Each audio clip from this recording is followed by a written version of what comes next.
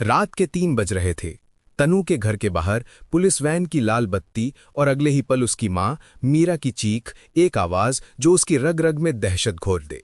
मीरा चुप नहीं बैठी थी। उसने गांव के स्कूल के सहशिक्षक पर शोषण का मुकदमा दर्ज करा दिया था और आज वही शिक्षक, सहगांव वाले और एक स्थानीय इंस्पेक्टर राजीव उसके द्वार पर खड़े थे।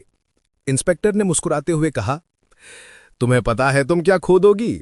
और मीरा की आंखों में घबराहट के साथ साथ एक अटूट हट छलक गया। तनु ने मां का हाथ कसकर थाम लिया और सोचा कि अब सब कुछ बदल जाएगा।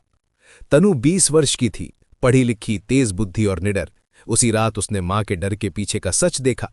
गांव की इज्जत, वित्तीय आशंका और एक सिस्टम जो महिलाओं की आवाज दबा देता था।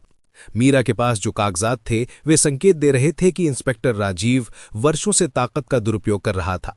शिकायतें दबाना, गवाहों को डराना और उन लोगों के साथ मिलकर काम करना जो महिलाओं को चुप कराना चाहते थे। अगले दिन तनु ने अपने दुख को ऊर्जा में बदलने का फैसला किया। उसने सबसे पहले गांव के उन लोगों से बात की जिन्हें राजीव ने कभी तंग किया था। एक वृद्ध नाई, एक स्कूल की सफाई वाली और एक बस ड्राइवर। छोटे छोटे संकेत एक बड़े जाल की तरह जुड़ने लगे। फिर उसने वकील सूर्यकांत से मदद ली और मां की शिकायतों को कानूनी रूप दी। पर राजीव ने हर कदम पर बाधा डाली, फाइलें गायब करवाईं, गवाहों को धमकाया गया और मीरा का नाम बदनाम करने की साजिशें रचीं। तनु ने हार नहीं मानी। उसने मोबाइल रिकॉर्डिंग करना शुरू किया, कुछ लोगों से गुप्त मुलाकातें कीं और पास के दुकान के सीसीटीवी फुटेज इकट्ठे किए। उसने उन दस्तावेजों की डिजिटल प्रतियां बनाईं जिन्हें राजीव ने छुपाया था। एक युवा बस ड्राइवर ने खुलकर बताया कि राजीव ने उसे रिश्वत के लिए दबाया था। एक पूर्व गवाह ने बताया कि उसे जेल में डालने की धमकी दी गई थी अगर वो बोलता है। तनु ने जो सबूत इकट्ठा किए वे अब व्यक्तिगत वोकेशन से बाहर जाकर सामाजिक समस्याओं की तस्वीर बन गए। किसी शाम उसने एक स्थानीय समाचार चैनल को सबूत भेज दिए। खबर चलने पर गांव में हलचल मच गई और प्रशासन की नींद खुली।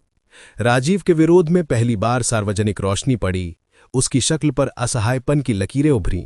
वो और उसकी गैंग तेज धमकियां देने लगे, पर तनु ने सबूत सार्वजनिक कर दिए थे। ऑडियो, वीडियो और दस्तावेज जो अब अदालत में निर्णायक साबित होने वाले थे। अदालत की सुनवाई भावनाओं, कानूनी चुनौतियों और सामाजिक दांवपेच से भरी रही।